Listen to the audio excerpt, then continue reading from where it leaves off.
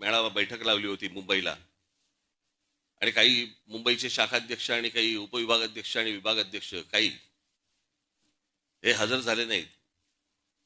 म्हणजे हजर झाले नाहीत त्यांची हजेरी घेतली आणि मग प्रत्येकाला विचारलं. मग काय काय कारण एक एक घरचे हे आजारी होते, ते होतं, ते होतं काहीतरी. बघ, त्यातल्या 5-6 जणांनी सांगितलं, साहेब कुंभला गेलो होतो. म्हटलं गधड्यानो, करता कशाला पाप?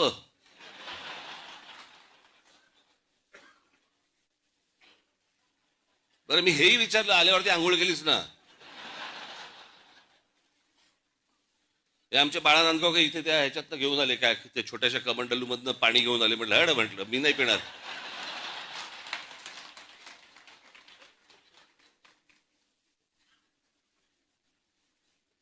अहो मला सांगा, आता तो सोशल मीडिया आल्यापूर्वीच्या काळात ठीक होतं.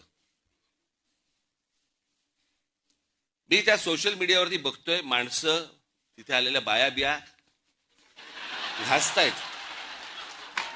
ह? आणि बाळा नांदगावकर साहेब, गंगेचं पाणी कोण पिईल ते पाणी? चला, आत्ताच करोना गेलाय, कोणाला त्याच्याशी काही देणं घेणं नाही. 2 वर्ष झाले तोंडाला फडकी बांधून फिरले आणि तिकडे जाऊन जाऊन आंघोळ करतायत.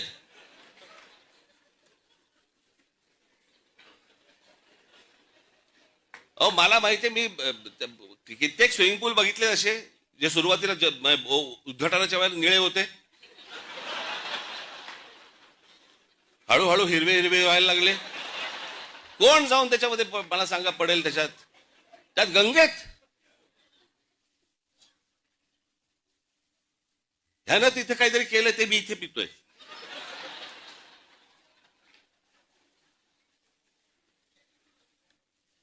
श्रद्धेला पण काय अर्थ आहे की नाही? एक नदी या देशामधली स्वच्छ नाहीये.